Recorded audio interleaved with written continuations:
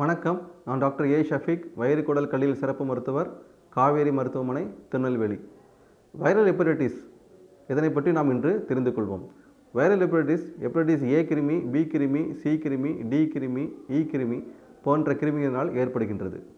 இதில் குறிப்பாக ஹெப்படைட்டிஸ் ஏ கிருமி மற்றும் இ கிருமி எதனால் பரவுகிறது என்றால், மாசுபடுத்தப்பட்ட உணவுப் பொருட்கள் மற்றும் தண்ணீர் கண்டாமினேட்டட் வாட்டர் அண்ட் ஃபுட் இதனால் வருகின்றது. இது பெரும்பாலும் சிறுவர் சிறுமிகளுக்கு அதிகமாக காணப்படுகின்றது. ஏனென்றால் அவர்கள் பள்ளிக்கூடம் செல்லும் பொழுது அவர்களை அறியாமலும் இந்த உணவுப் பொருட்களை உண்கிறார்கள்.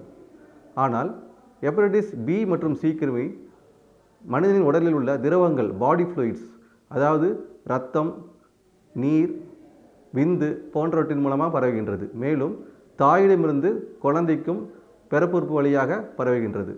எனவே இதனை நாம் தடுப்பது மிகவும் அவசியம். ஹெப்படைட்டிஸ் பி கிருமிக்கு வேக்சினேஷன் உள்ளது. இப்பொழுது கடந்த 10 வருடமாக குழந்தைகளுக்கு இந்த ஹெப்படைட்டிஸ் பி வேக்சினேஷன் ரொட்டீனாக போடப்படுகின்றது. மேலும் பெரியவர்களும் இந்த வேக்சினை போட்டுக்கொள்ளலாம். இதன் மூலம் ஹெப்படைட்டிஸ் பியிலிருந்து நாம் பாதுகாத்துக் கொள்ளலாம். நன்றி.